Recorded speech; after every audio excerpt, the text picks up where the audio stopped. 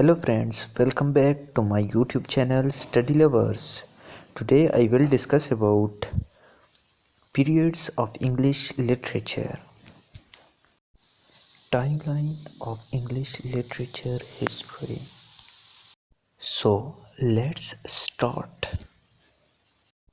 Old English period, one of the most prominent figure of English literature. Periods of English literature की शुरुआत होती है old English period से। Old English period basically start होता है 450 में और ओल्ड इंग्लिश पीरियड से ही इंग्लिश लिटरेचर की शुरुआत होती है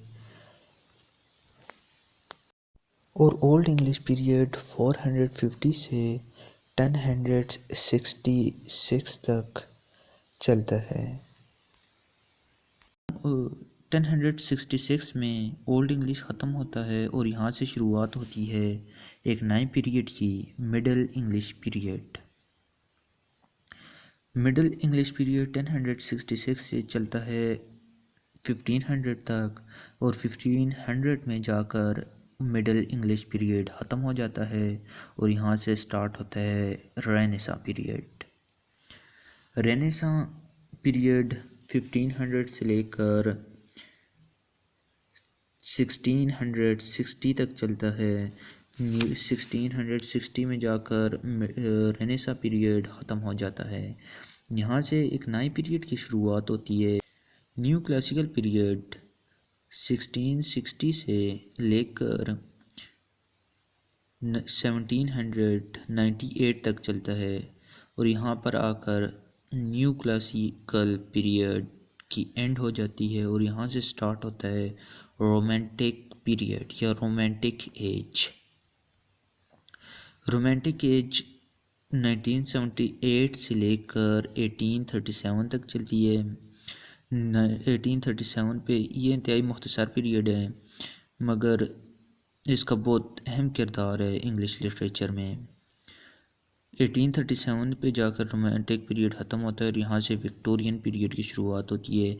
याद रहे कि विक्टोरियन पीरियड को नेक्स्ट गोल्डन पीरियड भी कहा जाता है एलिज़ाबेथन पीरियड के बाद। यहाँ से शुरुआत होती है विक्टोरियन पीरियड की। विक्टोरियन पीरियड 1837 से स्टार्ट होता है और इसकी एंड होती है 1901 पे जाकर। 1901 पे जाकर विक्टोरियन पीरियड ख़त्म हो जाता है और यहाँ से शुरुआत होती है मॉडर्न पीरियड की। मॉडर्न पीरियड 1901 से स्टार्ट होकर 1945 तक चलता है। ये देखें, ये मॉडर्न पीरियड 1901 से स्टार्ट होता है और ये आता है 1945 तक। यहाँ पर आकर मॉडर्न पीरियड एंड हो जाता है और तो इसके बाद स्टार्ट हो जाता है कॉन्टेम्पोरेरी पीरियड।